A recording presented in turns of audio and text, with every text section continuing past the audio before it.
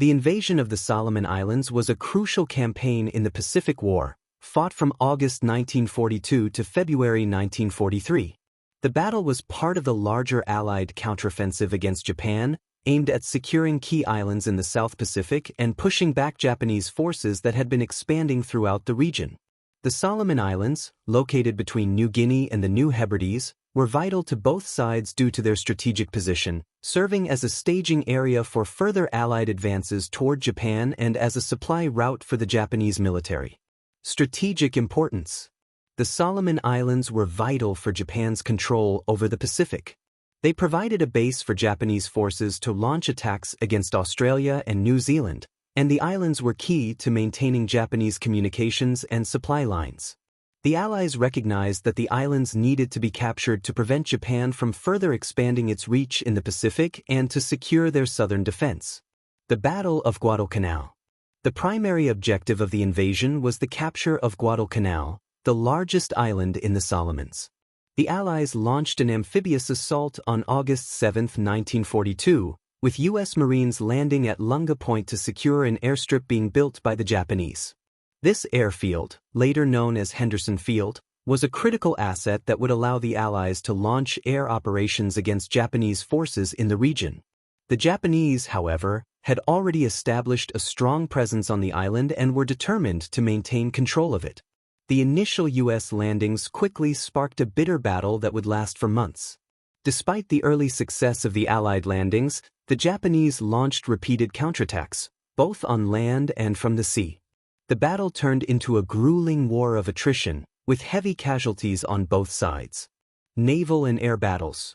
The invasion was marked by intense naval and air battles. The Battle of Savo Island on August 9, 1942, saw a devastating Japanese night attack on the Allied naval forces, resulting in the sinking of several Allied ships. However, the U.S. Navy was able to regroup and launch a series of counterattacks, eventually gaining control of the seas around the Solomon Islands. Air superiority also played a critical role in the campaign. The Allies established air bases on Guadalcanal, allowing them to conduct bombing raids on Japanese positions and disrupt supply lines. Despite the Japanese launching airstrikes from nearby islands, the Allied forces were able to maintain control of Henderson Field and continue their operations. Japanese withdrawal and Allied victory. After months of fierce fighting, with both sides suffering heavy casualties, the Japanese began to realize that they could not maintain their hold on Guadalcanal. By February 1943, the Japanese forces were finally driven off the island, and the Allies secured control of Guadalcanal.